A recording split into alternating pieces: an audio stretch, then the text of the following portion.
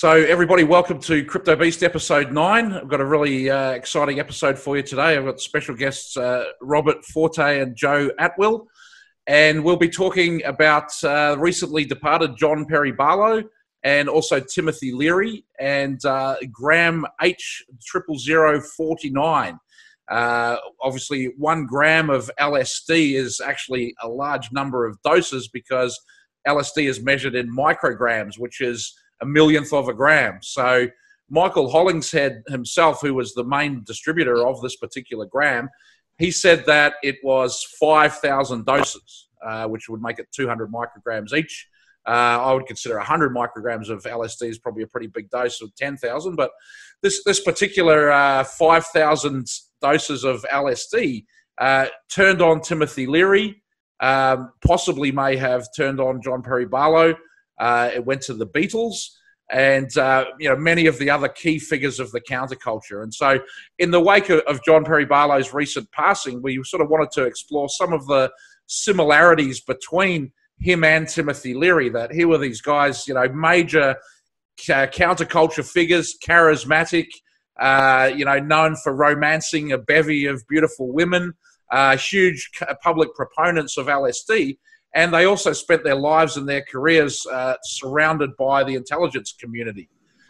So we want to kind of explore and unpack some of that. And Robert has known both of these men for decades, but particularly knew Timothy Leary very well. So perhaps over to you, Robert, and you could let us know how did you come to be mixed up with these people in the first place? Well, that's a long story. This whole adventure of psychedelic drugs has really got so many shifts and pivot points and twists and turns in it. I mean, just as recently as last night, I was reading a manuscript by an old, very good friend of mine, Peter Stafford, who's written several very important books in the field of psychedelic drugs and was one of my original teachers. And you just mentioned this gram of LSD that Michael Hollingshead acquired, and it's very much, that's a story that's been repeated quite often, that this was the LSD that turned on Timothy Leary. But I was reading an interview last night of Timothy Leary by Peter Stafford, and even though Tim has repeated this story himself, he gives another version of his first LSD, that it wasn't that LSD from Hollingshead, that he had his first LSD with Alan Watts, LSD that was provided by Al Hubbard. And so, that's another whole kind of neighborhood of the psychedelic movement, that Palo Alto group. So do you think that Leary had it with Alan Watts and Hubbard when he was at UC Berkeley? No, not at UC Berkeley. I think that it was after that. Tim was at Berkeley from kind of the early, like 1947 to into the 50s. And I don't think he got into psychedelics. Again, we have these different layers. We have an official story, and then we have what researchers like you and others that have gone deeper into this. Now, Tim, the one thing that we know about Tim was that he was Irish. And Frank Barron, who is another very important character in this, is where I learned my most from. And Tim were best friends, and they coined this funny phrase, Irish facts, and that they often would just make things up, for effect. And, Frank Barron's copy of Timothy Leary's autobiography in his handwriting, subtitled A Pack of Lies. So this is an inquiry that we have to be, in every inquiry we have to be careful of what we're, the truth value of what we're learning, but this case even more so. Tim, at the end of his life, made another interesting statement. He said, look, 1/3 of what I've said is bullshit. 1/3 of what I've said is dead wrong. But 1/3 are base hits or home runs. And this gives me a .333 batting average, and that's enough to get me into the Hall of Fame. He would literally make things up and for effect, And that was just his way. His early research as a graduate student was marred with accusations of plagiarism, and he was a trickster character. And so, you mentioned this gram of LSD, and I sit here now and I wonder, when did Tim first turn on to LSD? We don't, I, as someone that knows more about this than just about anybody, I'm not sure. I now have these two stories to contend with. So, and then we also have Al Hubbard and Michael Hollingshead, who they both have a reputation as tricksters as well. So it sort of becomes a bit hard to know who to believe. But Robert, what's your background, and how did you come to meet Frank Barron and the rest of these characters?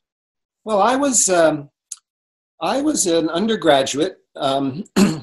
Studying, interested in psychology and interested in the psychology of religion and altered states of consciousness. I had just begun to practice meditation for the very prosaic reason that I thought it would be good for my golf game. I wanted to learn to concentrate better. And just learning simple meditation techniques had a very profound effect on my life. And I became interested in, well, who came up with meditation? I'm just like a 22-year-old kid in college at Columbia University. And I wanted to know who came up with meditation. How did these ancient people come up with such a simple and effective technology and psychological system? So I took a course in the history of Indian religion. And there I learned about the theory of Gordon Wasson, and that Indian religion originally stems from these ceremonies in ancient times, the fire sacrifice that was around the collection and preparation and drinking of a substance called soma. And this substance gave you visions and revelations about the nature of reality. And that a banker named Gordon Wasson had identified soma as a kind of psychedelic mushroom. And a light went off in my head.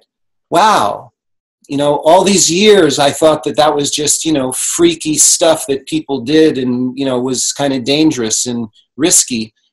But suddenly there was a whole new significance to it. So I became interested in this. And then I moved to California to finish my degree, and noticed Frank Barron's name in the catalog as a faculty member who was interested in altered states of consciousness and creativity. So I signed up for a course with Frank Barron. Well, it turns out that Frank Barron was Timothy Leary's oldest and best friend. And so Frank and I began a conversation about psychedelic drugs that went on for the next 20 years. That's how I knew Frank. Was this at Columbia, the course? No, the first course was at Columbia in the history of Indian Buddhism, but after I finished a time at Columbia, I wanted to move to California, so I transferred to the University of California at Santa Cruz, which is where I finished my undergraduate degree under Frank Barron. And in your whole life experience now, having presumably taken a large number of various kinds of psychedelics, do you still hold the view that it's something that helps with meditation? Well, yes, I do. I mean, but it's complicated. It's psychedelic drugs are extremely powerful, and they can be both very destructive to a spiritual practice, or they can enhance it. It depends enormously on the psychological readiness of the person taking it, on the set and setting, and mostly those factors. It's not a simple equation. But yes, I do. And as I listen, to you guys over the last couple of years, offering your perspective on psychedelics, which I find fascinating, I also think that there's a tendency to kind of throw the baby out with the bathwater, and that there is something very profound and beneficial about this. It's not all mind control. It's not all a satanic secret society that's out to intoxicate the modern youth. But there is something powerful and beneficial about them if they're used in a certain way at a certain time. So, what would you see as some of the more beneficial qualities of them? Well, Now we have to enter the conversation of all the different kinds of drugs. I mean, there are things that are kind of mild psychedelic drugs like MDMA, which is another drug that I've been very involved with over the years, that has a gentle way of relaxing inhibitions and allowing someone to see more deeply into themselves and to see more deeply into other people. It relaxes inhibitions. It reduces fear. It opens up your soul. Now, something more powerful like LSD or psilocybin mushrooms, the unconscious tends to kind of explode upon the person. And it can be a much more radical and profound confrontation with unconscious material, deeper realms of the self. And when you're having these profound conversations and exploring the deeper realms of the self, how does that have a flow-on beneficial effect to your life? Well, it can. Look at the context of psychotherapy. I mean, individuals, most of our behavior is determined by unconscious factors. And so opening up the unconscious and becoming more aware of what are more subtle motivations can have a very expansive effect on how a person sees themselves and how they behave.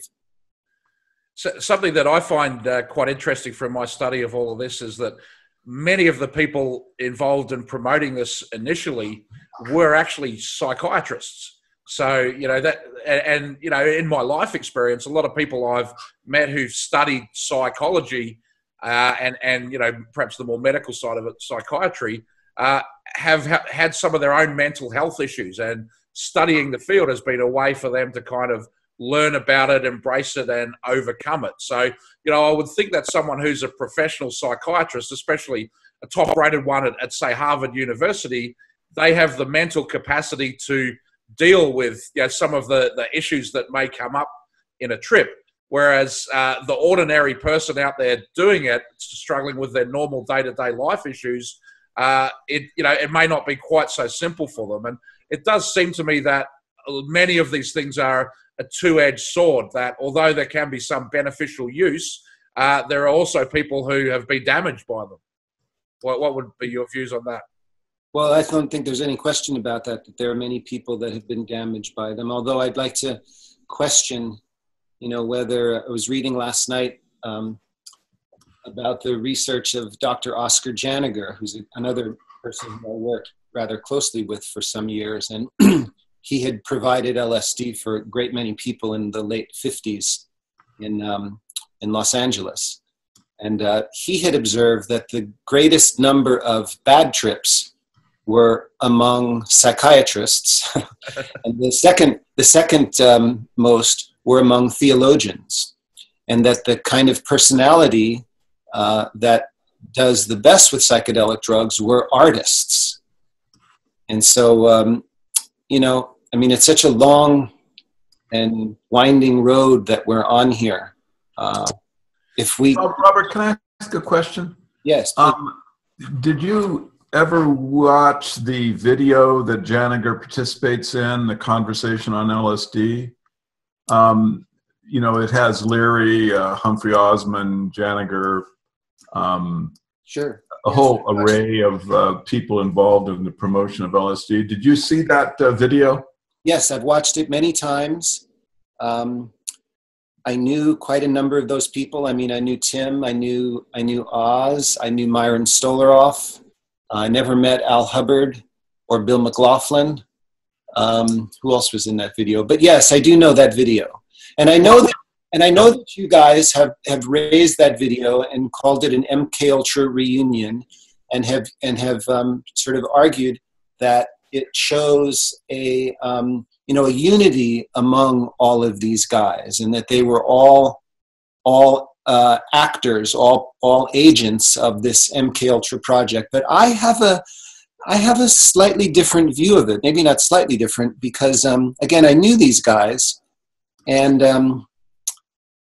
in that cordial living room, they're hanging out, and they're joking with each other about everything that happened. It seems that they're all on the same page.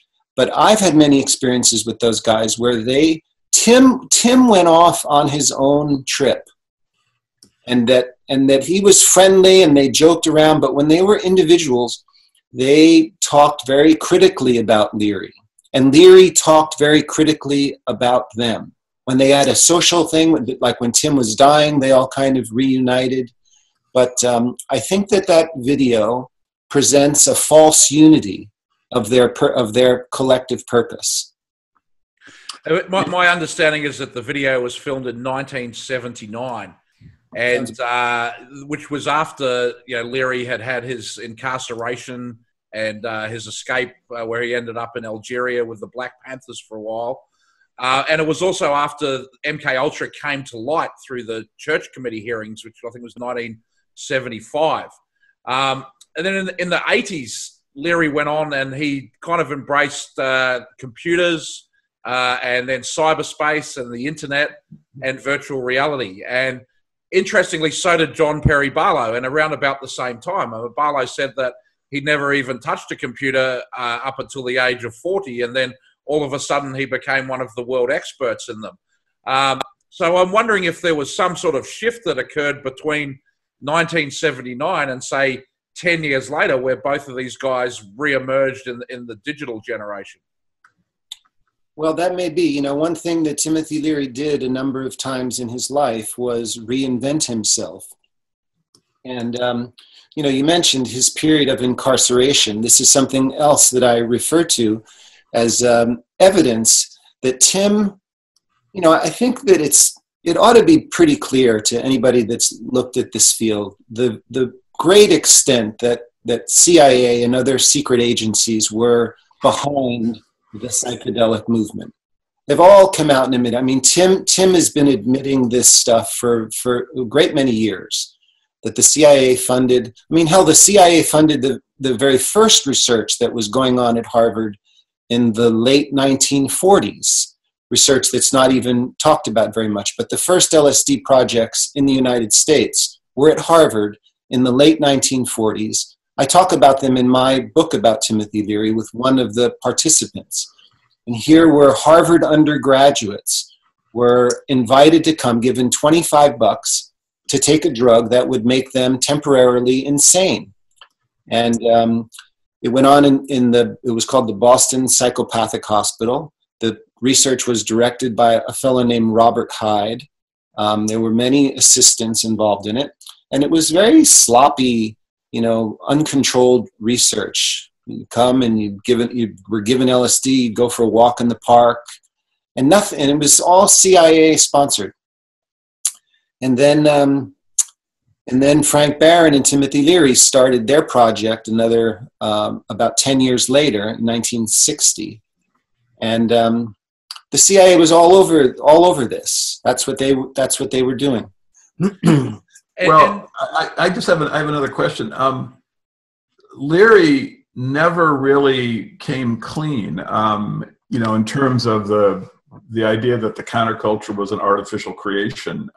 In the videotape, I think the most telling moment is where he and Hubbard are describing the purpose and Hubbard's inability to, have a state a goal for, like why he was involved in all this.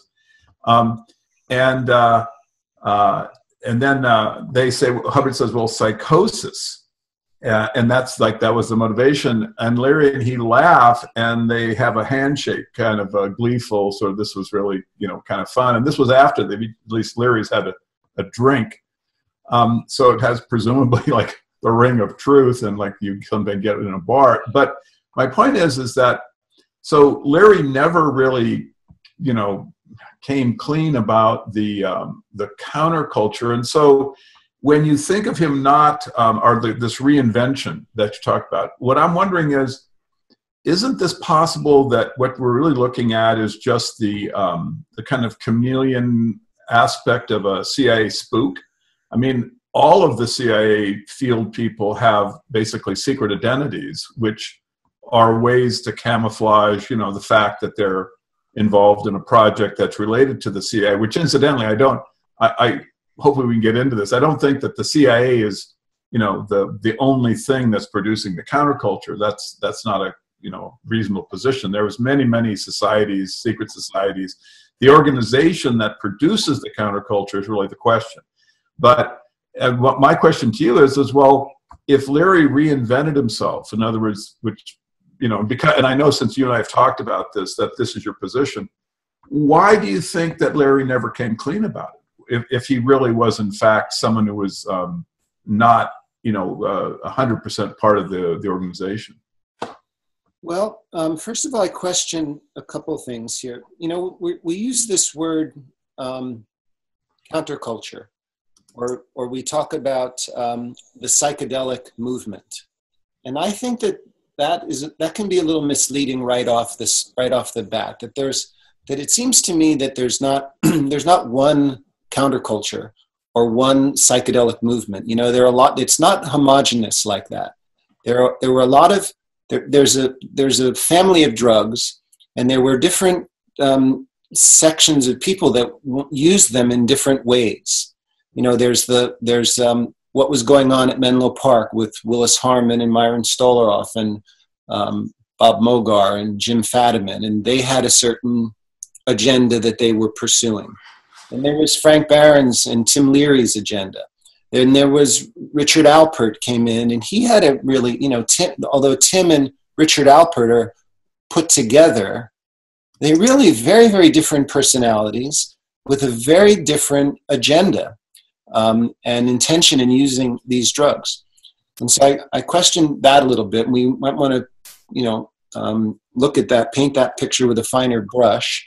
And then I also question what you said about Tim coming clean, because there are many interviews with Tim, or YouTube videos or written documents where he does come clean, where he says things like 85% of my decisions were suggested to me by CIA people.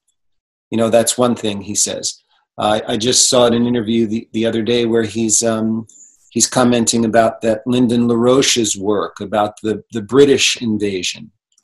And well, how is that coming clean? It seems to me that he's very cryptic in all of those comments, and that you can basically he's it's kind of a limited hangout where he's able to both keep the fact that the counterculture is really, and I know that that's an imprecise term. We can get into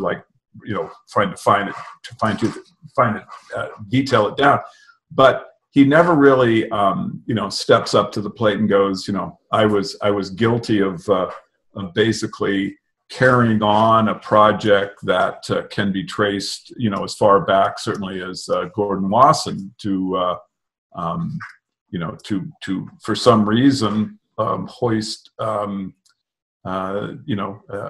different kind of culture, one that had sex, drugs, and rock and roll, as opposed to the classic middle class values, to hoist this on the American people. Well, I'm not seeing anything in Leary that seems like an honest declaration of his participating in that, and I really don't see any way that he could not have known. And this may be something we can talk about, but I just find it unimaginable that Leary could be having those conversations with Hubbard, where he's basically making it clear that there is a project, that psychosis is basic, general cultural psychosis is something that's going to occur from it, and then he doesn't bring that to the public when he comes clean. It's always he's having an existential crisis about this, the CIA was involved in that, but that doesn't really in my mind, it doesn't really take us all the way to what he should be revealing.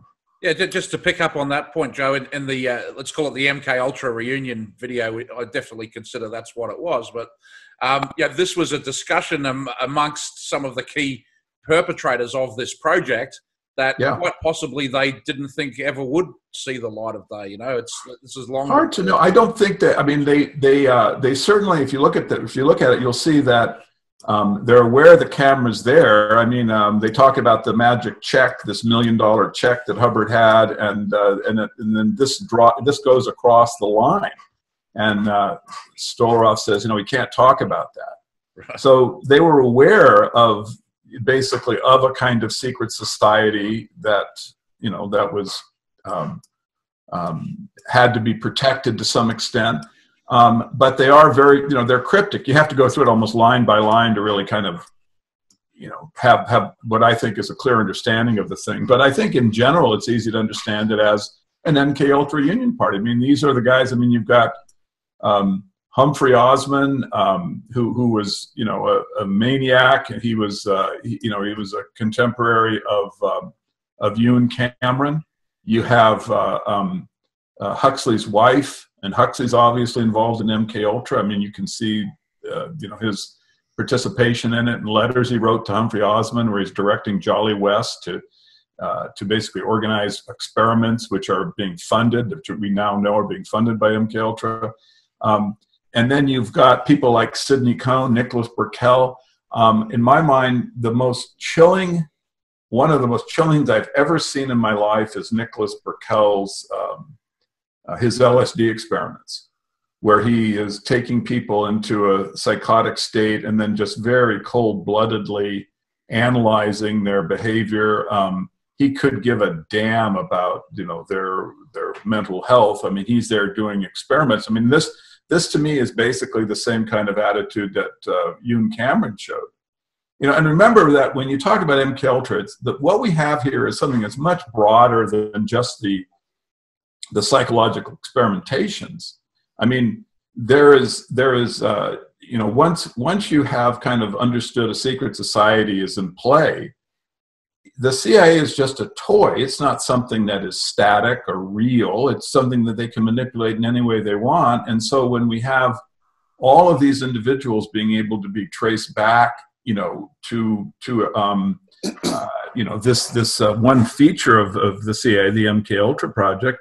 I mean, this is just how they were camouflaging the funding of the thing. But Huxley's not an MK Ultra employee, and he was involved with it. And I don't think Leary was ever an MK Ultra employee. Let me just drill in. Sure. I'm sorry, I didn't mean to be long-winded there.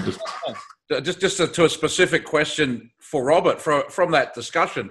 At one point, Leary says, our goal was to create a pleasure-based society, and we succeeded. And he doesn't get any dissent from the rest of the group in that. But so my question is, when he says our goal, who's our? Who do you think he means by that? Who did Leary see himself on the same team as? Well, again, you guys are, it seems to me you guys are seeing a lot more unity, where I see a lot of differences between these characters. I mean, you mentioned, Joe, somebody like Jolly West. And, you know, I've spent a lot of time with Frank Barron. Now, Frank and Jolly West knew each other when they were in Minnesota. And, you know, Jolly West and Ron Siegel, these guys were enemies. Frank couldn't stand the guy. It's not like they were all on the same team. You know, yes, there was a lot. There's this Cameron guy. There was, you know, who's the other guy that was just in that film Wormwood? Osmond. Well, see, I think of Osmond as being, you know, really kind of a kindly man, and I know that he was affiliated with these guys, but there was also a group. I knew these guys that were at the Harvard group, Frank, and people like Gunther Weil and Timothy Leary. They weren't trying to drive people crazy.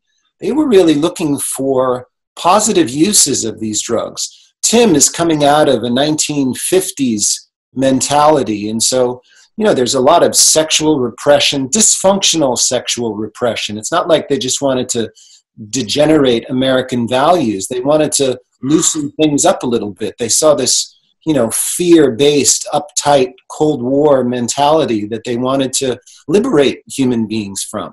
They saw that as being the basis of an authoritarian, totalitarian kind of government and personality. And they were really in their hearts. They loved the idea of democracy and individual freedom and creativity. And that's what they were trying to shake loose. Well, maybe. I mean, but if you look at the video, you can hear Janiger talk about a patient on LSD who was psychotic and went into a tree, and he's making jokes about the guy. And then Leary realizes it's completely inappropriate. It shows that there is a kind of cruelty and humans reduced to lab rats sort of aspect to this. And then Leary chimes in, well, you know, there was something positive here. You should just leave him in the tree. But the fact is that, you know, he just very cold-bloodedly is making a joke about someone having a psychotic break. And you know for sure that this is lab rat psychosis analysis, because Janitor, he goes on then and he talks about how there was never an ecstatic, you know, that ever occurred in any of the experiments, you know, before a certain point in time. And so the original impulse, you know, for LSD is just coming straight through the MK Ultra, Ewan Cameron perspective. All of these guys are involved in it. And I just wanted to, I don't want to, you know, bust your ass, Robert, but I do want to just point out that it is certainly possible that when you see Tim, you know, Leary as like a, you know, kind of mercurial, tortured, inside the deal, outside of the deal. When you see all of these people, you might just be looking at personality aspects that that CIA field agents have to represent in order to have a believable, you know, persona that they can use in operation. I would just, like as an example, look at like the Grateful Dead. I mean, here you have people who represent themselves as, you know, humanists, you know, counterculture, they're drug taking. But if you if you look into the backgrounds, the entire band has connections to secret societies. I mean, you've got MK Ultra, Skull and Bones, Bohemian Grove, top secret clearance in the military. This is kind of normal group that could never be assembled accidentally. And yet the persona, but my point is just that the persona is, you know, this kind of lovable, you know, kind of fun aspect. You know, you're talking about sexual repression. So okay, those things are certainly the persona, but what I want to point out is the possibility that we have to, we could be dealing with people who are deliberately creating personas. Well, that's again, I think that the Grateful Dead is another example where I see the Grateful. I mean, I think you're right. I think it's very important that you guys have brought this stuff up. That the formation of the Grateful Dead, there are some very suspicious elements of that. The secret societies, the Bohemian Grove, Barlow's long involvement with CIA, another right wing. You know, he was Cheney's campaign manager, and but then there's Jerry Garcia. And Jerry Garcia, who I never met, I met him once, but I never really spent any time with him or talked with him about these things. But Jerry Garcia was I sense, just like a really pure-hearted artist who wanted to make music and paint. And he was roped into this operation of the Grateful Dead. You know, there's even an interview that he gave, I found recently, where he wanted to break the band up in the mid-1970s. And he said, you know, he was tired of being part of a CIA operation. And he broke up the Grateful Dead for a while. And here's a guy who was, you know, he was a junkie for a lot of his life. And he died of drug abuse. He was a kind of tortured guy. And so I think it's a bit of an error also to present the Grateful Dead as one, you know, psyop when there are other elements in it. Okay, let's talk about Jerry for a second. Are you aware that he had a top secret military clearance? Yes. Secret, not top secret, but still. Okay, secret military clearance. Yeah. And that there was no rational grounds for his ability to leave the military. Just there's no explanation for this. How is someone with a secret military clearance, that's, you know, basically someone who is given access to military secrets, how can you just walk away from the military mid-term? Well, I'm agreeing with you that there were these there were these connections and these involvements, but I'm opening up the possibility that there are people that they woke up during it and felt that it was wrong. And, you know, you got to remember, these are just, you know, when I asked the last conversation I had with Tim about this, and this is really just a month or so before he dies, about the CIA, and I didn't want to pester him too much about this, but, you know, he said this, he made this comment, he said, you know, Robert, back in those days, the CIA was not all bad.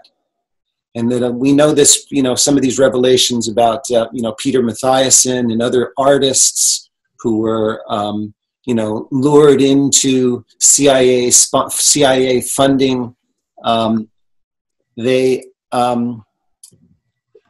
were, you know, they're young people, they need money, they get led into something, they then realize that it's wrong, they're conflicted, and it becomes a sort of torment for them in a lot of their lives. And I really do believe that that was what was happening with Tim. In those days, Robert, the CIA was not all bad. And so they're in this, they've got their whole social unit is oriented around these operations. It becomes sort of torturous for them.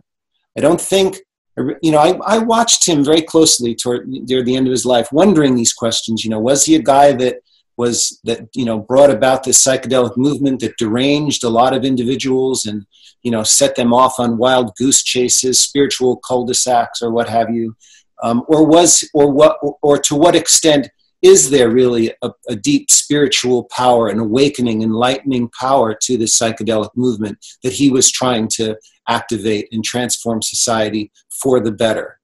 And you could see he would just sort of flip back and forth. Tim himself, sometimes he would appear just like this luminous, you know, kind of prophet, funny man, so centered and so present. Other times he was exactly the opposite. He was like a twisted, pained, confused, almost psychotic, angry fellow. And I think it's just important to have that perspective to sort of allow a kind of, you know, an understanding, a forgiveness of people to forgive people for getting involved in things that had nefarious origin. So look, I think you make a fair point that you know, many of the people in the service of the CIA probably see that they are serving their country, and therefore they're doing an honourable, noble thing. And it's easy for us to sit here with the lens of time and say, well, what has the CIA accomplished? They didn't stop 9/11, but there's certainly been a massive explosion in drug trafficking around the world as the CIA has been out there involved in international drug trafficking operations.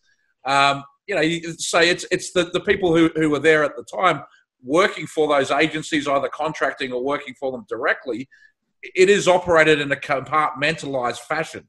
And so, you know, I definitely give them the possibility that as they were doing these various parts of the projects, they couldn't really see the big picture that is a bit more clear to us now with so much study, so many documents that have been released, been made available through FOIA, so many different books written. But can we, if we go back to, I think it was 1960 when Frank Barron and Timothy Leary went to Harvard to start the Harvard Social Relations Project. At that point, Leary had written the personality test that became to be known as the Leary that was used by the CIA as their entrance exam. Am I correct about that, Robert?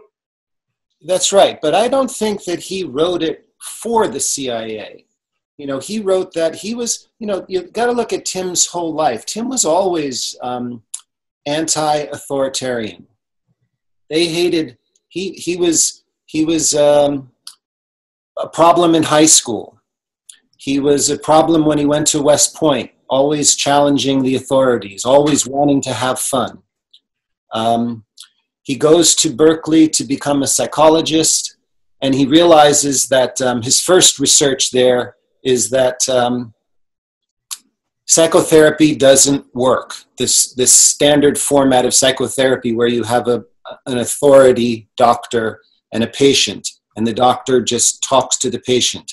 He showed that that doesn't work, and what works better is group process, just individuals, friends getting together and talking to each other. And so he developed a model of psychotherapy that was based on that led into interpersonal theory. And And the CIA took an interest in that. The CIA was all over American psychology. They recruited the best and the brightest, and Frank and Tim were among the best and the brightest. And I believe, if you read in Frank's memoir, he talks about this. He talks about how the OSS turned into the CIA in Washington, the Harvard Psychology Clinic, and the Berkeley Institute of Personality Research and Assessment. And they were cautious. They were concerned. They were afraid that if psychological science got into the wrong hands, it could be disastrous. And Frank and Tim both were in World War II. Frank actually saw combat. They hated Nazism. They hated fascism. They were pro-democracy. They were concerned that the CIA would get too powerful. Frank has a line in his memoir, in our darker moments, we thought we were all working for the CIA. And so the CIA went into psychological science. They found the smartest people. They tried to exploit their research for their own purposes. And these are guys, they're graduate students. They're hungry for money.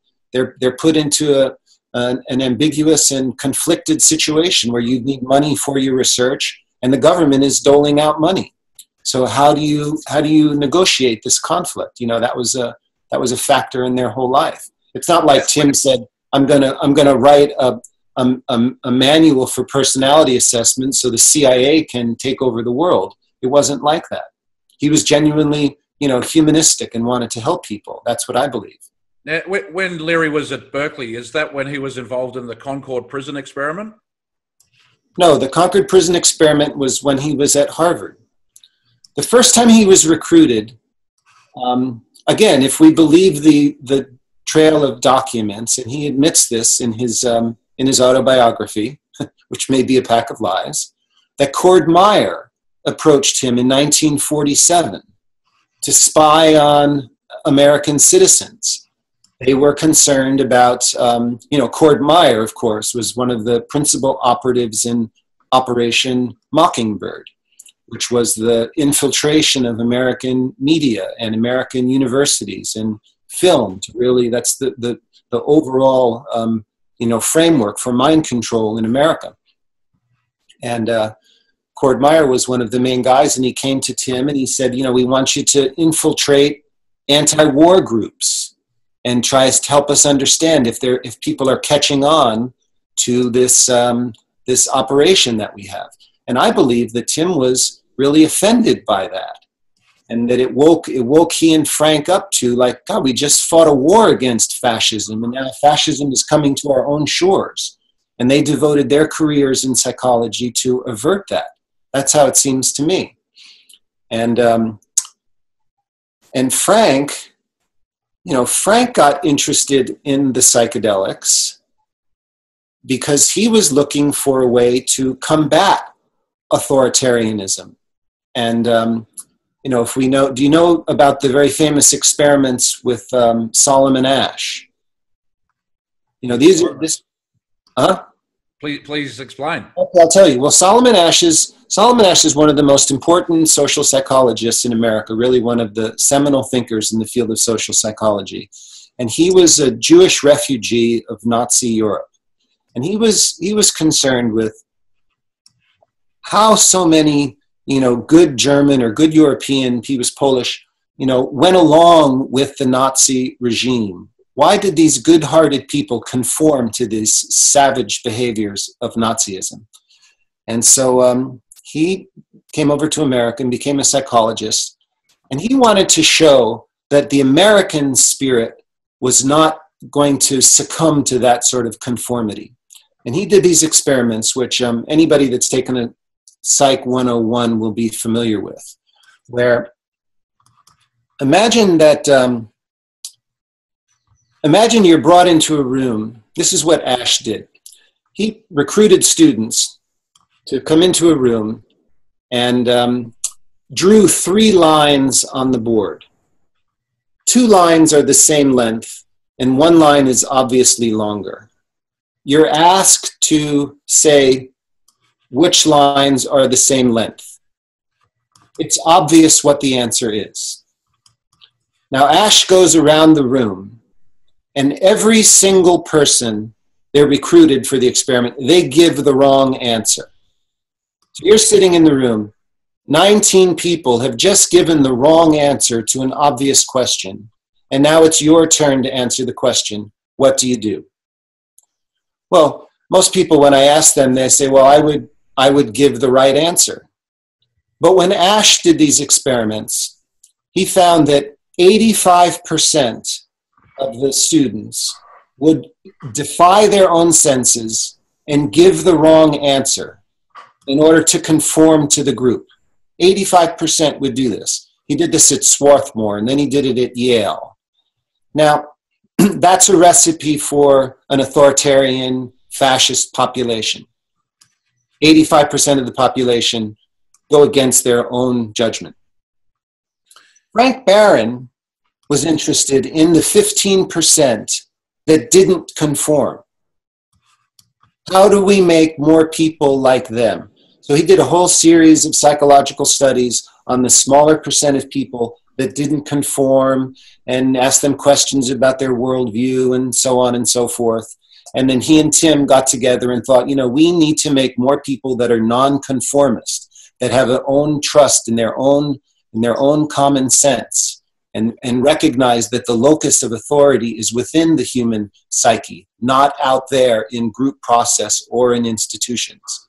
And so my perspective on that is that this is one of the key elements of the social engineering goals that were behind the 60s, that they wanted to give everyone participating in the movement the feeling that they had freedom, that they were rebelling against the man, they were rebelling against society, and they were experimenting with, you know, sex and drugs and rock and roll. That was liberation.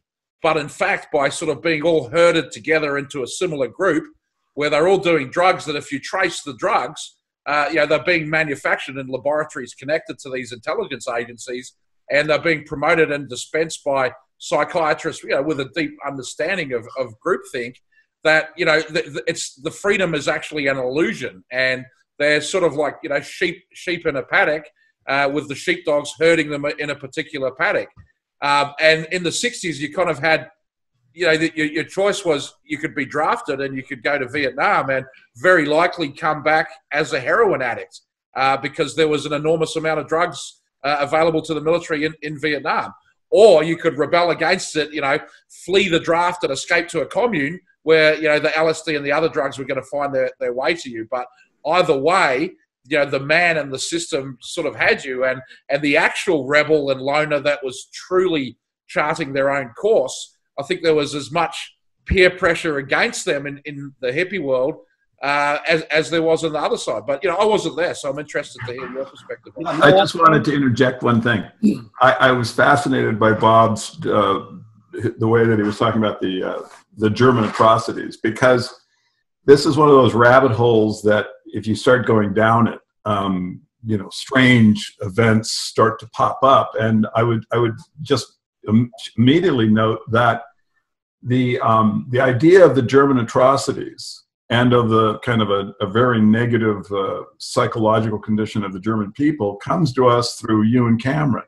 He was the psychiatrist that the U.S. government, for some reason, selected to basically take over psychological documentation of the Germans in post-World War II. He gave these very public statements about that these people were crazy and that there had been human experimentation.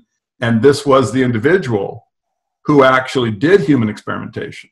I mean, if you look, you know, just even at the Wikipedia level, you'll see that that everything that he was accusing the Germans of doing, he actually did.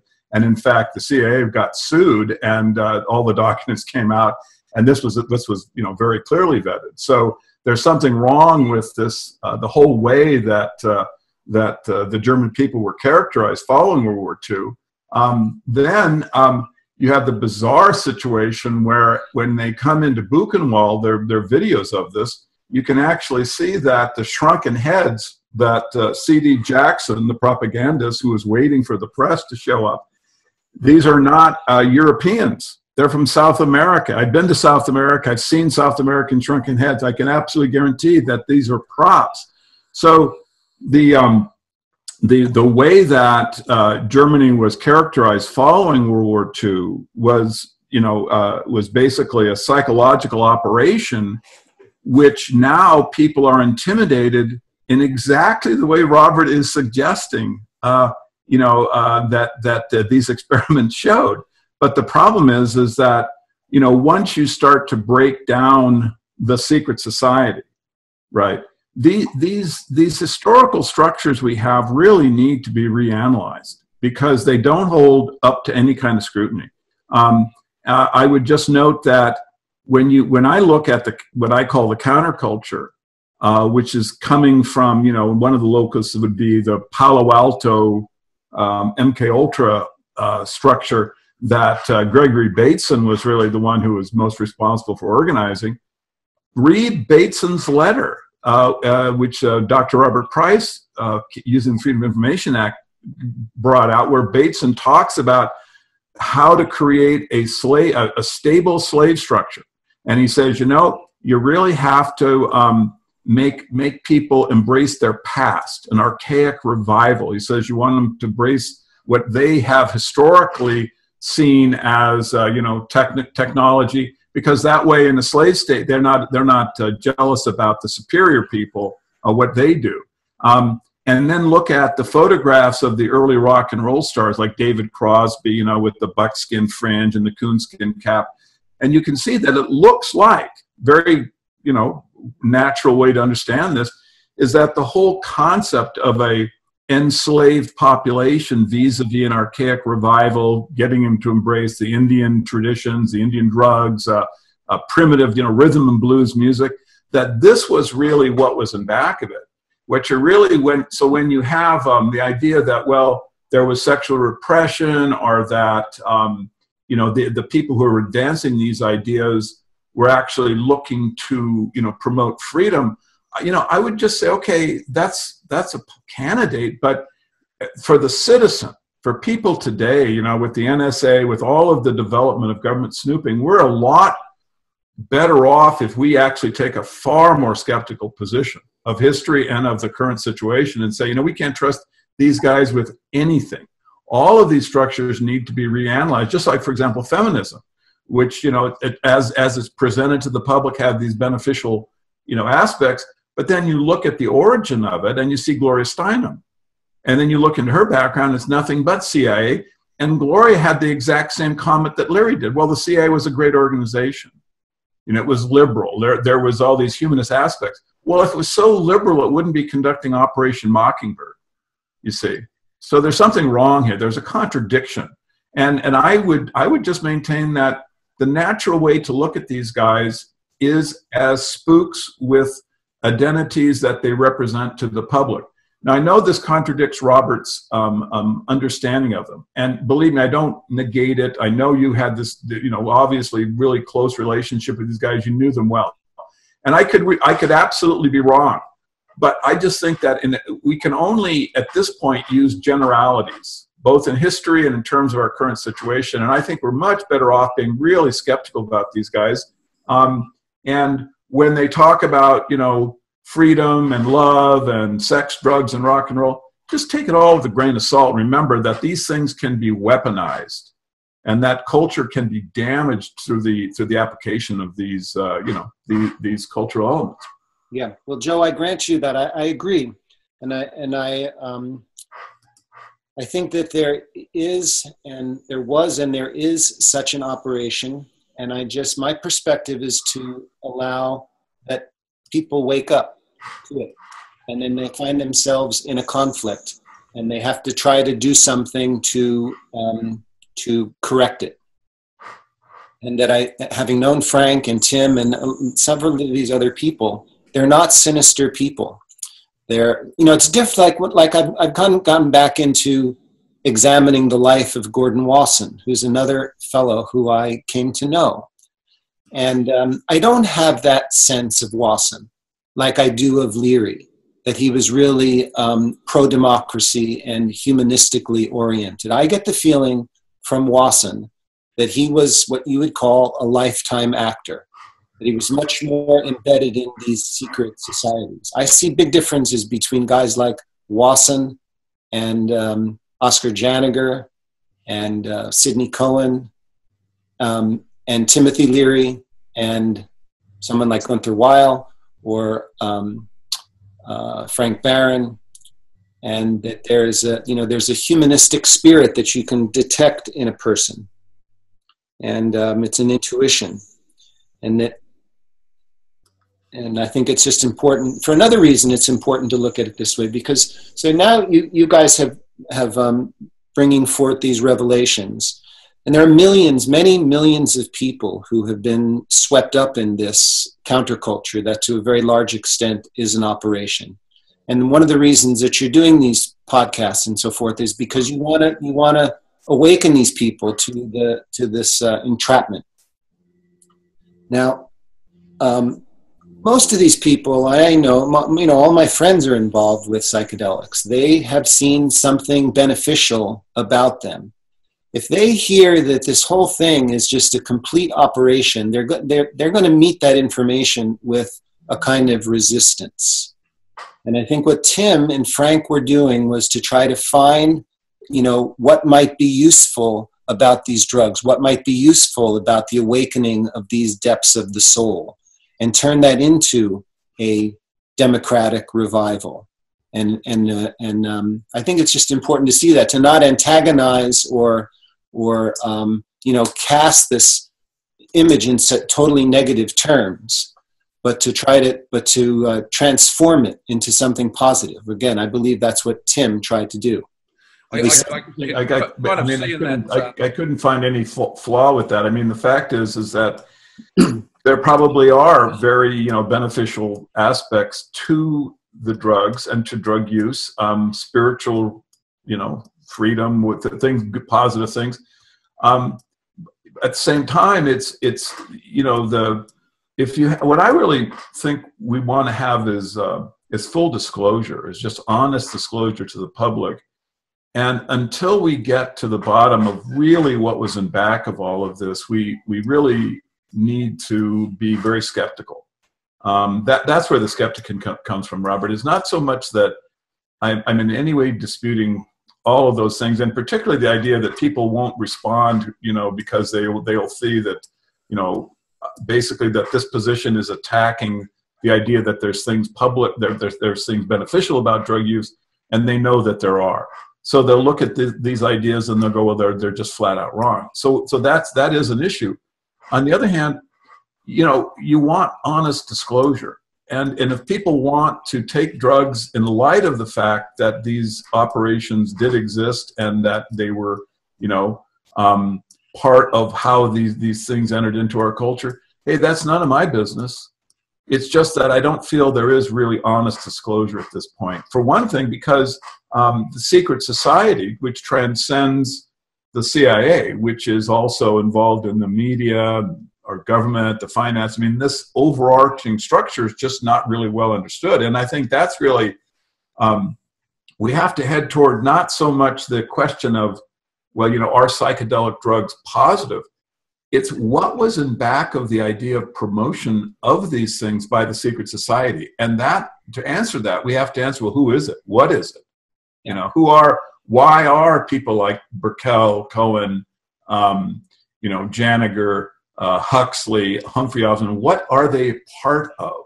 And then when you look at the Grateful Dead and you go, gee whiz, there's nothing but secret clearance in the military, the MK Ultra employment, the families, Masonic families, Bohemian Grove, MK Ultra hospitals. I mean, what the heck is going on here? So they have all of the different secret societies blended together to create, artificially, obviously, to create this group.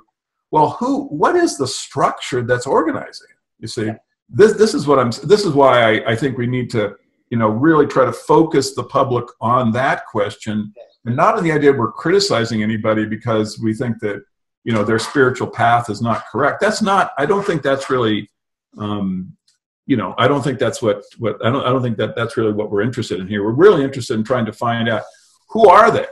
What are they up to? Why did they do this? The nature of these secret societies is that there's, the esoteric and the exoteric. There's the inner inner world, the inner circle, inner sanctum, and there's the outer world. So, for example, within Freemasonry, they talk about a great work of shaping civilization, and a reason to become a member of the organization is to develop yourself as a person, as a man contributing to the world, to enhance all of your positive qualities, you know, in a group of brotherhood. And you can see how that's very appealing to people, particularly when they get that. And it's only as they get to the higher and higher levels that you're also starting to interact with the levels of power within the world. And you realize that many of these secret societies actually are tools of the oligarchs, and the real role that they're performing is social engineering. And I think, you know, my issue with this stuff is not so much the drug use, it's the social engineering aspect of it.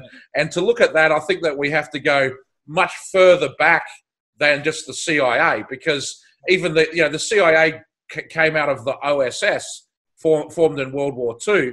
But both the OSS and the CIA were set up by these secret society members, and the exoteric, you know, stated goal was national security and national defense. And how can anybody be against national security? Of course we need that.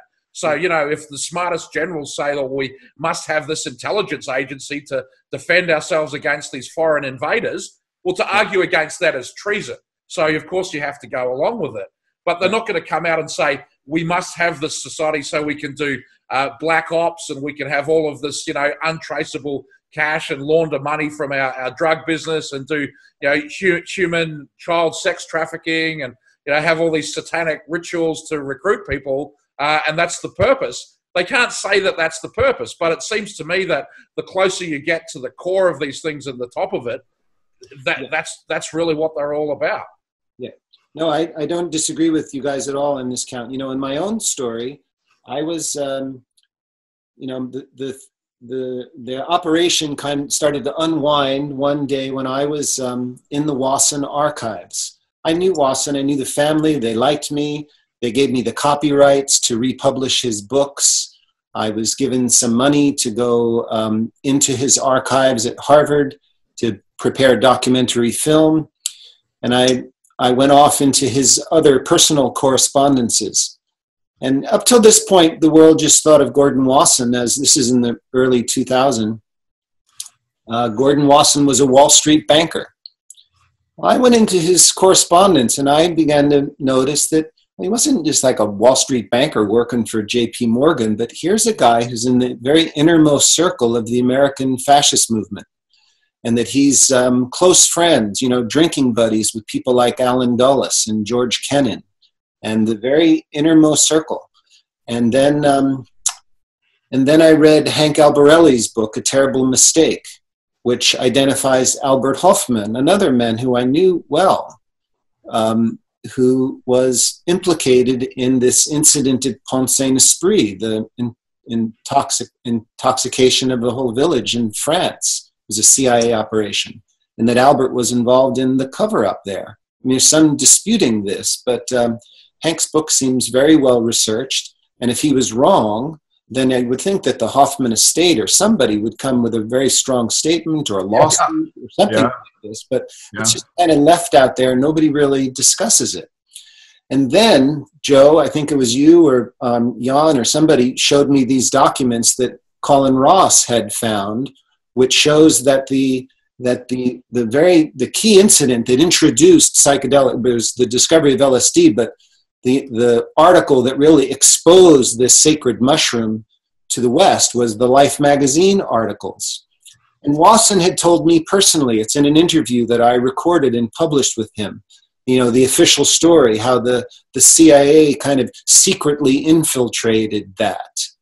And then these documents show that that's not true at all. That this revelation of the sacred mushroom via Life magazine, which was owned by Henry Luce, who's Skull and Bones, this was the intention of an operation to expose this mushroom to the modern West. And to me, the whole process of reinterpreting this begins there. Why would the secret society, why would the CIA, in this case, want to expose this, start a psychedelic movement. And, you know, rather than have an idea why that is, just to at least begin with that question and have students begin to look at that. That this is not, you know, this is a group of people that has imported thousands of Nazi war criminals. They're endeavoring to take over our media. This is not a pro-democracy American values sort of cult. There's something else going on here, and we have to ask that question. Now, Wasson and Hoffman wrote a book together, yeah, with Carl Rock about the rights of Ulysses. Yes, I republished that book. When I was first a student of this, I thought, now that's an interesting model. And I thought that was a very important book, and I got the copyright from the Wasson estate. I brought back 2 editions of that book. I know it well. What are you going to say about it? Well, to me, that sort of is to what we're just discussing, you know, the social engineering aspects of this that go many years in the past beyond the CIA, that this seems that this was a tool of social control used in the ancient times when the rights of Ulysses was everyone in society had to participate in these rituals. And in the rituals, it didn't matter if you were a king or a wealthy merchant or you were a slave, you was kind of all on equal footing together. But when you're participating in the ritual and you're going to the special temple and the priests are giving you the sacrament, it's elevating those priests to a level above everyone else. And then the priest with the access to the special thing that you're only going to get to have it once in your lifetime, well, if you step into the secret society, then you probably get the opportunity to do it, you know, in special secret underground rituals that you can never speak of to others for fear of death. But you get to participate and you get this magical power of enlightenment that you've been told is given to you, which in fact is a way of stratifying society and establishing this kind of priest caste with inner spiritual knowledge that they're the ones who can pass it on to everyone else. So you go to them for guidance. And, you know, when I think of Timothy Leary, I think of him as a guru. And I think that John Perry Barlow, if there was anybody that was a guru of the internet, of cyberspace, it would be him. And I don't mean guru just in the sense of having the technical knowledge, but being the spiritual leader for cyberspace. I mean, Barlow is credited with basically naming the internet, the place that it was in, as cyberspace and popularizing the term. He attributes it to William Gibson, who used it in a slightly different sense in his first novel. But, you know, these guys, and then Barlow starts the Electronic Frontier Foundation. He's a cattle rancher. He's also very involved in the early days of Burning Man with Larry Harvey and Michael, who also came from this ranching background. And in the early days, in the mid-90s of Burning Man, they said in their press materials, Burning Man is the physical manifestation of cyberspace. So it seems to me that when we get to the computer era, there was, you know, this kind of same attempt to do social engineering and establish this class of priests and gurus who would be the charismatic leaders for everybody else, who just happen to have a lot of intelligence connections. But coming back to this book, The Rights of Ulysses, it seems that, you know, in the history of drug use, it wasn't so much that there's this wide history of these substances being used by people for spiritual enlightenment and personal development and growth and expanding their consciousness. The history is more of them being used for social engineering, a tool of the oligarchs to enslave the masses. Yeah, well, I'm going to continue to explore this with you. This causes, in my own mind, a great deal of cognitive dissonance, having supported the publication of this book now 3 times. I've written a preface to it. I have a much different point of view about it, or I had a different point of view about it. Everything is up in the air now to me as I reconsider these things. So that's one point. You know, about Tim being a guru, you know, Tim was, but when you saw him in the capacity of a guru, you know, I lived at his house the last several days a week, the last year or so of his life, and people would come from all over to see the guru. And he was really a very skilled and compassionate, not a guru, but a teacher, where he was constantly empowering people to, you know, look at themselves and to, you know, find their own way. And this, you know, this kind of guru that you're idea of a guru that you're putting forth, he didn't want any part of that. His whole life purpose was about empowering the individual, getting people to think for themselves and to question authority. He didn't like being, he kind of enjoyed that role, but that was really his lifelong message. It's kind of different than Barlow, a lot different than Barlow. Barlow had a different kind of agenda. And yes, they were friends, but they weren't like they were always friends. There was a great deal of antagonism between them and personal stuff. And again, there's a sort of social image of what these guys are about. But when you get to know them, it was also a bit different. Another thing on this point maybe is that a film that's been out, done by a friend of mine, a person who I really respect, Gay Dillingham, Dying to Know, which is a conversation between Ram Dass and Leary. When you watch that film, you kind of get the impression that these guys were working together on a project, and they did this and they did that. And I look at that film, and I see two really different people.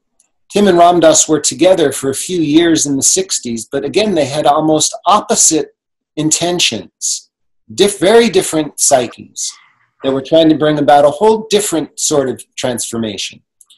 And so, the message that you guys bring forth is very, very disturbing to millions of people that have taken an interest in psychedelic drugs, that have been hypnotized by the op. And we have to find a way to present this information that doesn't cause, I'm experiencing cognitive dissonance, but I'm the kind of person that sort of enjoys it. Okay. You are. Okay. So this. But in a very good way. That's how creative thinkers should be. Absolutely. Yeah. But rather than, there has to be a way to put this stuff out that, just appreciates this problem. That when you're causing cognitive dissonance in a person, how do you maneuver that in a way that gets the result that you want and doesn't just polarize the population? And, I just wanted to say one thing.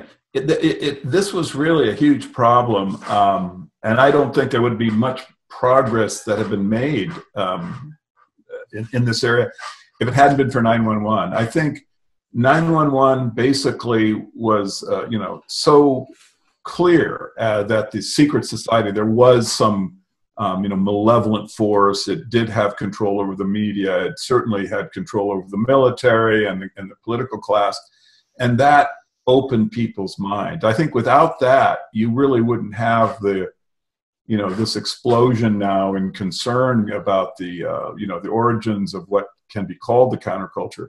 But once that occurred and people saw, the symmetrical collapse of Building 7 at free fall speed, I think it was sort of the end of the ability to, enjoy cognitive dissidence about America. I think when that happened, it's certainly, when I talk to people on, that correspond with me and comment on shows that I do and articles, that's the thing that everyone brings up, is that they go, we don't know what the secret society is, but we know it exists because we know that 911 was something that was artificial, that it was, just a staged event, and we won't be fooled again by something like that. Well, I certainly agree with you about 9/11, but I interact with a different population, I guess, because I take that also as a litmus test. Get into these conversations, and how do you see 9/11? And there are a great many people that that still don't really see that. They're still tricked by the illusion. And the same with, the younger generation, the millennials. We've got this huge body of people that are coming of age now. And I think it's important to point out how similar the 1960s decade is to this period of time, how the 1960s begins with the Kennedy assassination. Another event like 9/11, if you just take a little time and study this event, you can see that the official story is complete hogwash. And Kennedy was shot from the front, and that this was an inside job. And then immediately after that, we get this whole wave of psychedelia happening in the country. The Beatles come in. And there's this, you know, I believe a deliberate attempt to kind of shift the mood from the somber shock of this beloved president getting murdered to, you know, these whole different memes are introduced into the culture, these silly sort of, you know, mop-haired sort of guys, and, you know, all you need is love. And, well, that's not all you need is love. You need political savvy. You need organization. You need, the country's been attacked. And the same with 9/11. This is like, to go back to the Solomon Asch study, when you see this event like 9/11, do you conform to the official story and go along with the group, even though, you know, maybe in your own mind it doesn't quite add up? And what percentage of the people just kind of accept this false story? And what sort of people, and what's the difference in the makeup of the consciousness of people here? And so I agree with that. But, you know, 9/11, you bring up 9/11 or you bring up the Kennedy assassination, often that this will just be like a, you know, a lead balloon. And people, I think you make a good point about the 60s beginning with the Kennedy assassination. And I agree, but you know, that was the end of 1963, right? So it's like those first 3 years of the 60s didn't really happen. And then you've got the Beatles splitting up in 65. And then I think, when was the Manson and Tate LaBianca murders? Was, what, 68 or so? And Altamont, that's sort of the end of the 60s. So what we know as the 60s was really sort of this period of 1963 to 1968, where there was a massive bombardment of the population, first of all with drugs, with you know, pleasure-based drugs, but also with the pill, with the Gloria Steinem, with the message of, you know, sexual liberation and, you know, going for the freedom. But the culmination of it all, well, it didn't end the political assassinations. We had Bobby Kennedy and Martin Luther King getting killed as well. And then it ended up with the Vietnam War. And it sort of reminds me, you know, we were talking a little bit before about the Nazis. And, you know, when you look back in history, that was there ever another time like the 60s where there was, you know, this decadence and libertinism, you know, being heavily promoted and becoming the defining factor of society? And yeah, there was. I mean, that was Berlin in the 1930s. And there seemed to be an enormous amount of similarities between those two scenes. And, you know, then we look at the people from the Frankfurt School who were literally imported from one place to the other and have their fingerprints all over the social engineering aspect of that. So, you know, I wonder if in the wake of 9/11, did we see something similar? I mean, in the US was the explosion of the rave scene, which had hit England and Europe more in the 1990s. That seems like that came to America in the noughties. And then are we seeing something today? I mean, there are many of these millennial kids that they don't remember 9/11. That's just something maybe they learned about it in school, or they've seen some YouTube videos. You know, we have this recent mass shooting event in Las Vegas where the government stories don't add up as well. And so it sort of seems like every decade, or maybe more often, there's one of these big events, and we should probably look for, is there a social engineering, sex, drugs, and rock and roll message being dumped on us at the same time? Yeah, I think that's, you know, we're talking about an enormously complicated problem. What advice can we give to the younger generation, to these millennials today, based on you know, our collective life experience, and particularly for you, Robert, having you know, spent a lot of your life experimenting with some of these different substances? Well, first of all, I didn't actually spend a lot of my life experimenting with the substances. I mean, I've taken them a number of times. I've spent a lot of my life just trying to understand the whole phenomena as a sociological and psychological phenomena. It's not like I really took a lot of drugs myself. And if we're looking for, you know, like advice, you're saying, to our younger generation, I think of, you know, Timothy Leary, who is a great master of the meme. And again, one of his most abiding ones is to question authority and think for yourself. And in his lifelong mission, you know, he's not a hero to me, but he's a flawed hero. And I'm writing a screenplay about him now. And this is what he was trying to impart the whole time, and Frank Barron too. It's shifting the locus of authority from outer institutions or social phenomena to your own common sense. Think for yourselves, question authority. Turn on, tune in, drop out of this false socially constructed world and make sense of existence within your own nervous system. You know, that's what he was trying to do. You know, we're probably running out of time. We'll have to continue this another time. But you mentioned the Frankfurt School and, like, you know, Theodor Adorno. And I know you guys have the perspective. Joe and I have talked about this a little bit, about how that's, you know, that's kind of social engineering 101. But I've been rereading some of this stuff again. When I first read Adorno and his thing on the authoritarian personality, I saw great value in it as a way to identify differences between the fascist or authoritarian personality and the creative personality, based on things like, you know, basic worldview. Well, but hold on. I mean, certainly you were, I presume you were not happy with the idea of using propaganda to achieve this. I mean, propaganda is just evil without any redemption, because what the authoritarian personality in chapter 23 states is that, you know, we're going to use propaganda. It's going to be, and we're going to use it just like fascists use it, except we're going to use eros, sex, drugs, and rock and roll. And whenever you change the culture or mind of an individual without their awareness, you do it, you know, deliberately. I mean, it is literally, you know, the very foundation of evil to me, because if you can't tell a person that, you know, we're going to be using propaganda on you, well, then you cannot use propaganda. I'm sorry. You have to have the ability to put sunlight on the act of propaganda. And so I think every citizen should read the authoritarian personality carefully, particularly chapter 23, because this is what leads to MKUltra. I mean, these individuals, Nevitt Stanford worked for the SRI promoting psychedelic drugs. The Princeton Radio Project with, you know, the Wars of the World had individuals from this group inside it. So you have a real problem. I mean, the conclusion of the authoritarian personality is a real problem because of the relationship between this group and then the Macy Conference, which then, of course, becomes basically a foundation for MKUltra. And I'll just say one more thing. Robert, I was very affected when I was a kid by a book called Eros and Civilization. I really thought the guy made some sense. Yeah.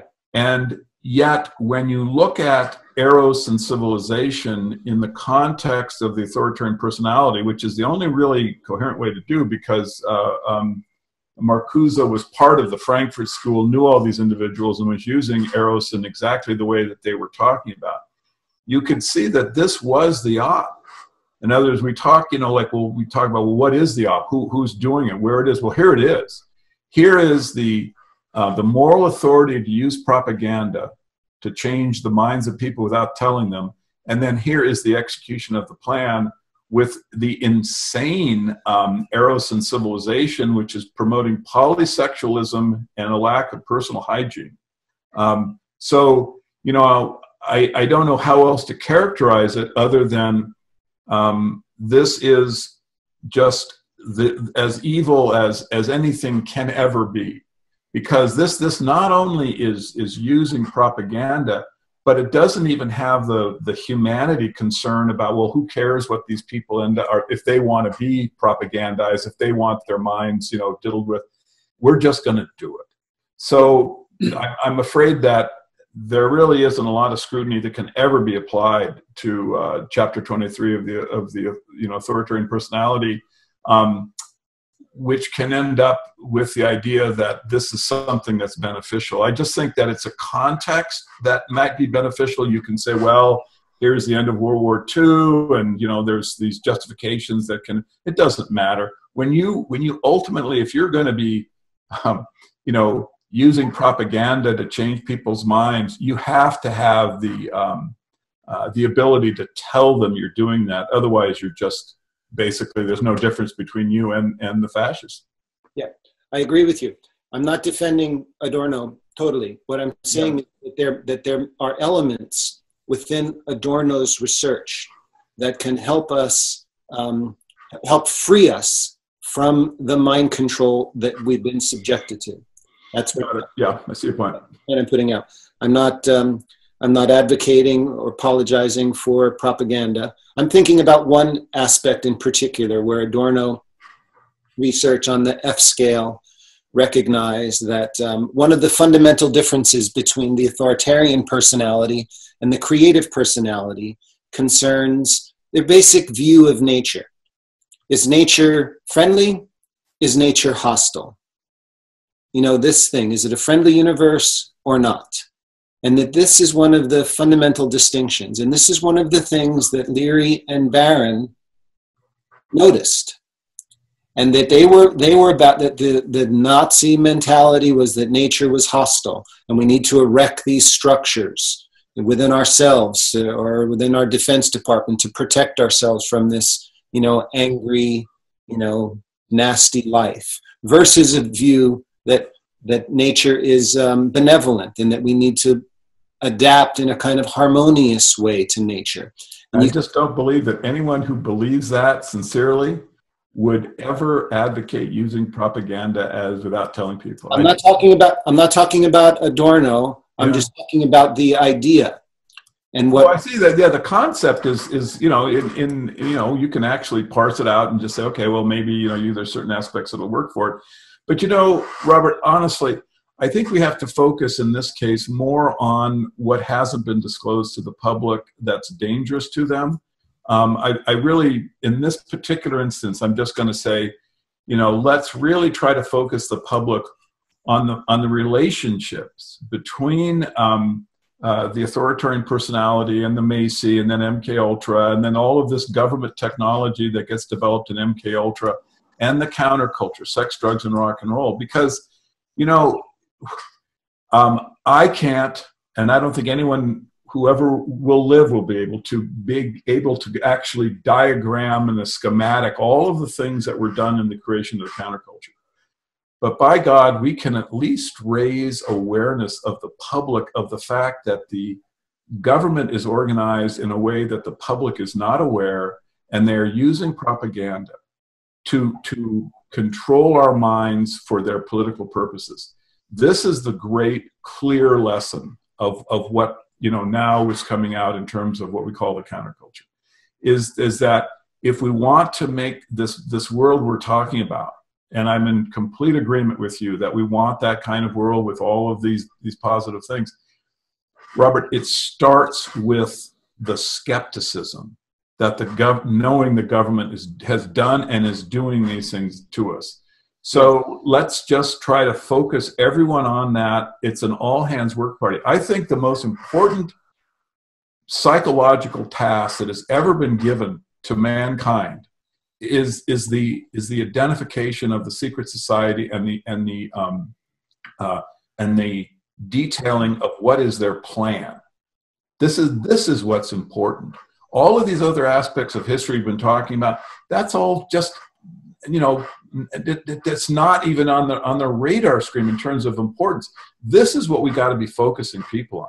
They have to become more aware of what truth has been discovered in terms of the creation of the counterculture, and they have to become more skeptical about what's going on, so they can start connecting the dots to 911, to the NSA, to all of the technology that the government has been developing for the purpose of control and for snooping. So, you know, I don't want to try to suggest that I'm, you know, upset or this, you know, I totally get that these are concepts that, you know, are very important in your life, and I don't mean to like get into how you are relating to them. I'm just talking about the general information that we want to get out to the public.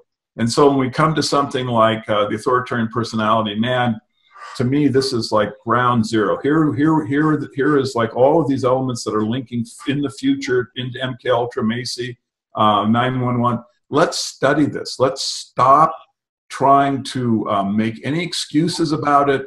Let's just focus everyone on getting to the truth about this thing. Because, Robert, we are in a crisis, in my opinion. The technology is developing very rapidly. And if democracy doesn't emerge quickly and gain some control over it, I mean, it's game over for everything you're talking about. It'll be fascism, except a technologic fascism. And at this point, we can't even identify the secret society very clearly. We don't know who they are. They're very clever. They stay hidden in the background. We got to get everybody on the same page. Everyone has to come forward. It's an all-hand work party. We have to stop everything. There is no democracy. Democracy is ludicrous at this point. We're voting for two candidates that both of them are just from the same perspective. We need the public to become aware that this is going on, that the mind control is going on, and to start looking for ways to expose the secret society and their techniques. Sorry to be long-winded. No, I completely agree with you, Joe. I completely agree. Blow it out for you. I completely agree with you. I completely agree with you about 9/11. And I think that's what Leary and Barron tried to do. The way that you do this is that you empower the individual.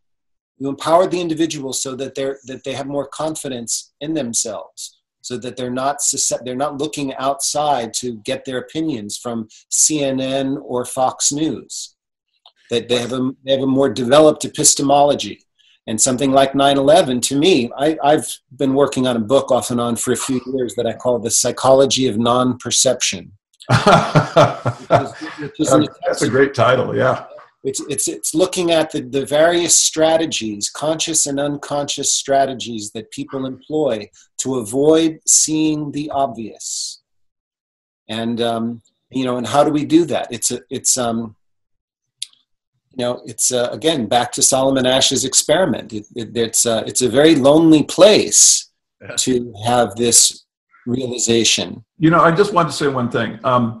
I just love both you guys, and it's a pleasure to be on, have this kind of discussion. It's just good for my head. I really enjoy it. I hope that everyone gets the value out of it that I did, and I hope we can come back and do it again. And, it's just, these are the kinds of,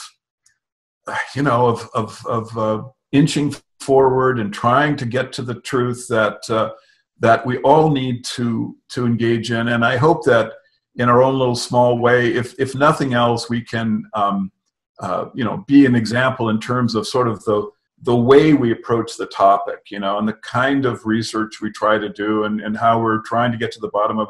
I mean, there's a lot of intimidation just about talking about these ideas. And so I just wanted to thank you for being on this show, Robert, for your coming on. I mean, it's just fantastic that you would come on, knowing that there's going to be these issues that'll come up that could be challenging to you. And Steve, I know you could be in probably the finest restaurant in the world, enjoying the cuisine that you were gracious enough to show us when we were in Auckland last month. And so I just want to thank you too. It's just incredible that you will take the time to do this and to help people, see the need to move forward with these ideas. Thank you. Yeah, well, thanks, Joe. Thanks very much for your participation. I really appreciate both of you guys coming on this. And, what do we personally get out of this? There's really not a great deal in it for us, but I think we all can see really the need for people to put this in perspective. And, I think in a lot of the discussion I see online, people get bogged down in, well, you say the CIA did this and that, and the CIA's good or the CIA's bad, or the government would never do an operation like that. But, if there's any one message that I could give to the audience, that this isn't about a clearly defined group that, we can identify. This is about one or more secret societies that have been operating in the shadows of civilization for thousands of years. And they have an agenda that is not necessarily to the benefit of all of us.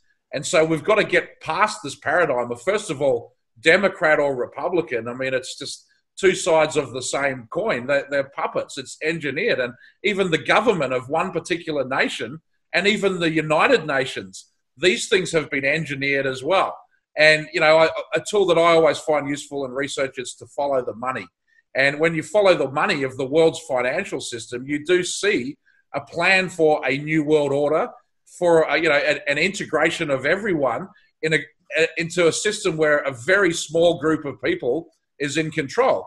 And in fact, the system that we have is the small group of people at the top of the pyramid pulling the strings, recruiting people like Timothy Leary and John Perry Barlow, you know, to implement their projects and their visions. We still don't know who those people are. You know, it's not Donald Trump and it's not the Pope. It's the people above them.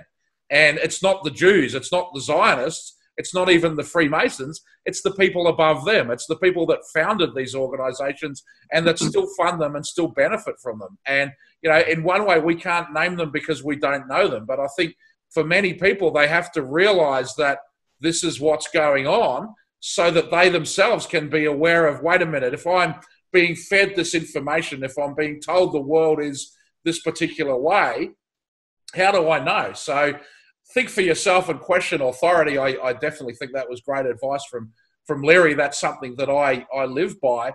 But you know, be your own authority and do your own research. Come to your own conclusions and don't just accept anything that any of us, you know, say on YouTube. Do the research for yourself. Exactly. Yeah. So a couple of things come up for me. One is probably you guys have, but maybe a lot of listeners haven't read. We all know Aldous Huxley's novel Brave New World, which when we were, you know, read that in high school, probably thought of it as a warning. But from this point of view, it's really more like a blueprint or a manual. And yeah, or it's basically a celebration of triumph. And the thing that I think is most disturbing, and I was going to mention this point, is that one of the really critical things that drives me is the awareness that when you see autism in these levels, right, you're definitely looking at something that's deliberate. And when you look at Huxley's Brave New World and the, you know, intellectual stratification of individuals, I mean, what you're seeing today is the Brave New World plan coming into you know, full effect. And so we really do need dramatic attention to this problem, because the individuals who are running the show have as you know, a perspective that they can basically engineer you know, Delta class people as kind of slaves. And so, you know, it's time that, I mean, democracy needs to stand up at this point. It needs to stand up and say, you know, no more, you know, the autism, you know, all of these things are not, you know, just circumstance. We have to, you know, defend ourselves. So I mentioned Brave New World because Huxley wrote an appendix to Brave New World 20 years after the publication of Brave New World, which is called Brave New World Revisited. It's just like a 20 or 30 page essay where he's remarkably candid about the kind of rationalization of this elite oligarchs as to why they feel the need, the obligation, why they're justified in bringing about this Brave New World scenario that has to do with, you know, democracy is the greatest threat to them, and the population explosion. And Huxley just enumerates, you know, do you know Brave New World Revisited? Have you read that yourself? I have. I'm actually my next book's called Secret Language of the Oligarchs, and it focuses on Brave New World. I do the same thing with that book that I've done with Caesar's Messiah and like reviews and Shakespeare. You know, I try to basically show the occulted meaning of it, the humor that the oligarchs have, and you know, all I can say is that I'll be happy to share it with either one of you, the analysis, but it's going to be out fairly shortly, and it's just you know, it's just the oligarchs being triumphant and basically being able to make, using symbolism, a declaration that they have been able to set up the world that they want, which is you know, with complete intellectual stratification, where there can be no rebellion because humans will be too defeated physically and mentally to do anything other than obey. So, I mean, I think people can just see this analytically. They don't need my work to recognize that something really tragic is going on. When you see 911, I mean, you obviously, it's hit the fan at that point. I mean, these people are, they're slaughtering civilians for ritual purposes. So, it's time for the civilian to step in here. We've got to, Steve had mentioned that, it isn't basically the CIA or the Freemasons. It's all of them. They're all involved in this. I mean, there is nothing but secret society activity everywhere. Who they are, we can have another show about that, but it's almost irrelevant to the idea that the civilian has to stop what they're doing, stop the belief in the facade of democracy that's been given to us, and start doing core research into the world. I mean, there's enough of it now online that people can get into this subject and start realizing that we have to start developing political candidates that represent humanity and not basically just truth, represent truth. Who want to create a brave new world. Yeah, I think it's worth pointing out this, Joe, at this point, that your overall worldview is very dark. When you yeah, I would say that's probably true. Yeah, but this last statement of yours is much more optimistic.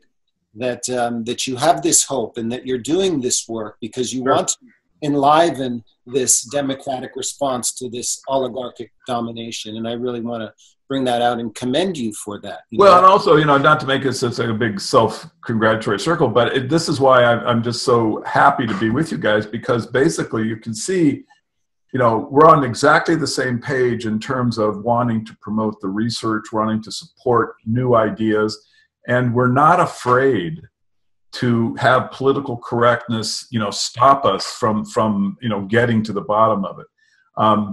The people who've set up all of these different structures where, you're intimidated, you're afraid to say something, this is all done deliberately. They know exactly what they're doing. It's obvious. So time for the citizen to, follow your own instinct. Robert mentioned that earlier. Follow or was it Steve? You have to follow you trust yourself, trust your senses, and organize. We have to basically, at the end of all of this, we want to have the citizen with the energy, the power, the capacity to organize so we can have a better democracy. Yeah. Robert, what do you think Timothy Leary's take would be on the world situation today? If he died in 1996, what's that, 22 years ago? How do you think he would have reacted to 9/11 and to the Iraq War and the sort of things that we've seen going on lately? Well, again, there were a lot of Timothy Learys. That was another quip of his. You get the Timothy Leary you deserve. There was the Timothy Leary who really engaged people and tried to empower each and every one, who was acutely aware, say, of the Kennedy assassination. But he didn't want to, toward the end of his life, he wanted to just generate positivity and steer people away from dark conspiracies. I mean, I was sitting with him one night, just he and I alone, watching Oliver Stone's movie, Nixon. And he got just furious and started crying and was just so discouraged and unhappy about conspiracies and Oliver, and he's so dark, and, let's just be positive and let's, find a way like that. So, it would depend on what his mood was that day and who he was talking to. And this was also the essence of his interpersonal theory, that who you are depends on who you're with and what the context is. So it's a kind of mistake to think, well, what would be his point of view here? He would obviously, if there was one abiding meme in his life, as I've repeated a couple times, it's question authority and think for yourselves. He was, he would be completely aware, I'm sure, that 9/11 was a complete farce and the population was just duped and that people are lazy and conform and, but he would also try to assert that his movement, he and Frank Barron's movement of awakening, a spirit within people would eventually prevail. And it's a complicated story, not an easy question to answer. Well, I know that Barlow very much believed the official story of 9/11. Yeah. And, you know, he was quite open and candid about doing a lot of consulting work for the intelligence community, Yeah. but he was much less forthright about his involvement with secret societies and you know, coming from a Masonic family and everything like that. Yeah. Do you think that Leary or Frank Barron were part of any secret societies? Were they Masons? Were they Century Club or Bohemian Grove? Anything like that? No, I don't think they were, although I was always a little puzzled. Frank was a lifelong Catholic, and I've wondered as I try to go a little deeper into maybe there was some sort of Jesuit thing. But no, I don't think they were. I think that they were humanists. I really do. I think that they were humanists that found themselves in a situation surrounded by these, you know, secret society input, and that tried to use them, and that they rebelled. You know, and I mean, look at the whole history of the Irish versus the English. You know, that was sort of where they were coming from. And do you think they were trying to change the system from within the whole time, or say in the case of Leary, was it more as he woke up later in life and realized what had happened, and perhaps even felt betrayed by some of them? That's when the rebellion really began, and he saw himself as outside the system. Exactly. That's what I see it. That's the character that I see. That he was. Okay, just to keep the perspective here, I would also point out that Leary is on tape saying that he was an adherent of Aleister Crowley, and so this is obviously linking him into Masonry.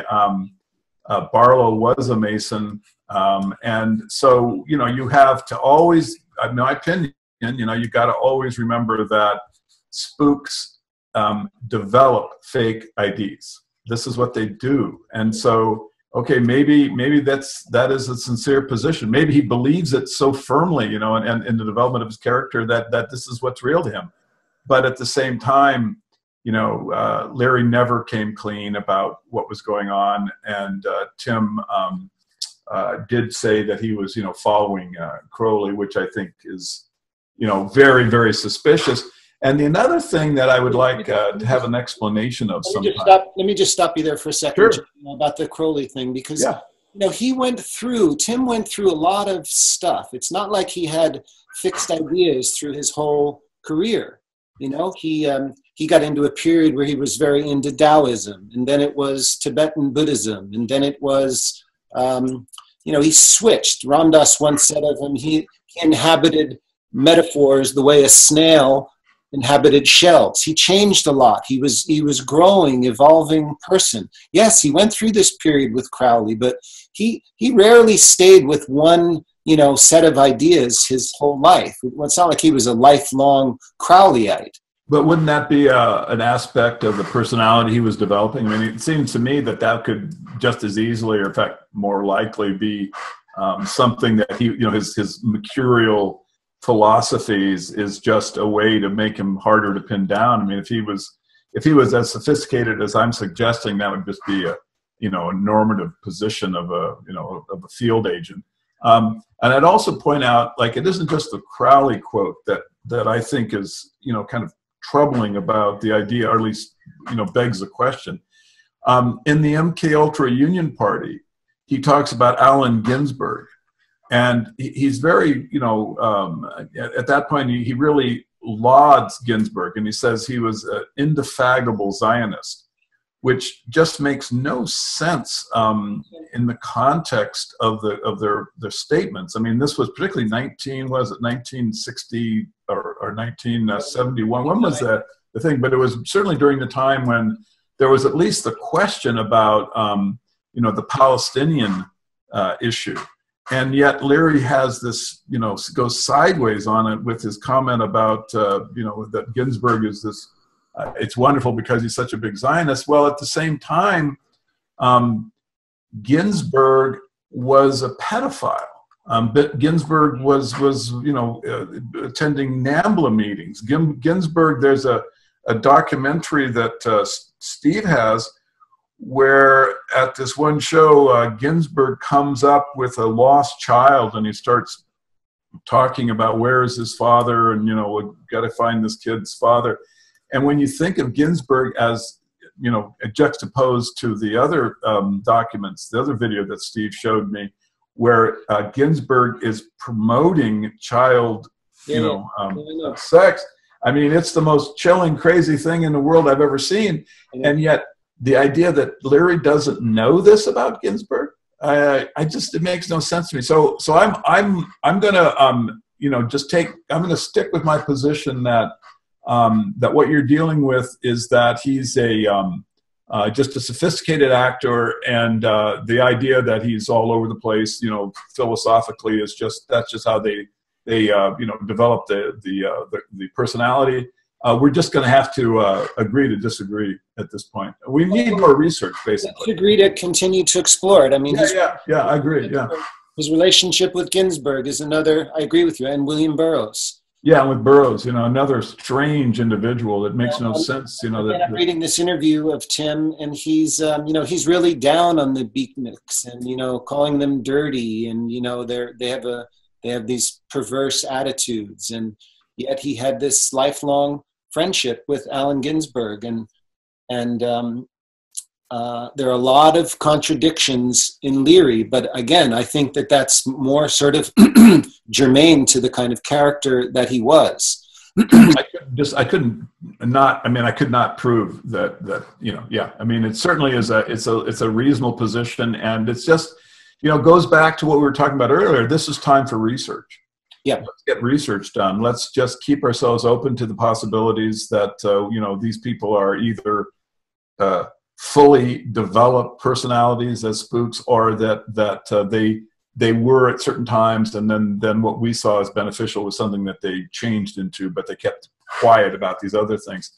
We need to get to the bottom of it, and so we're on our way.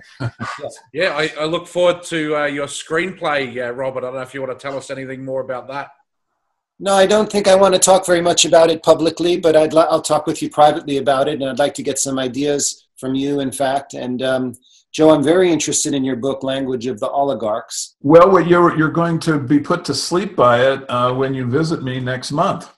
Okay, April, but yes. I've been told that, like, I'm famous for putting out books that promote sleep. So we all need more of that. I think the new one, because you'll see that a lot of the analysis is sort of, you know, kind of complicated, but I try to make it accessible as best I can. I'm trying to make, you know, when I bring this stuff out, I'm hoping that, you know, I can catch the imagination of people, but sometimes it's just the nature of their humor that it takes a little bit of, you know, analysis. So, but hey, I mean, I'd love to get feedback from both you guys. I'll be getting copies out to you in a couple of weeks. So, you know, let me know if it's, well, I think we should wrap it up there. It's been a fantastic discussion.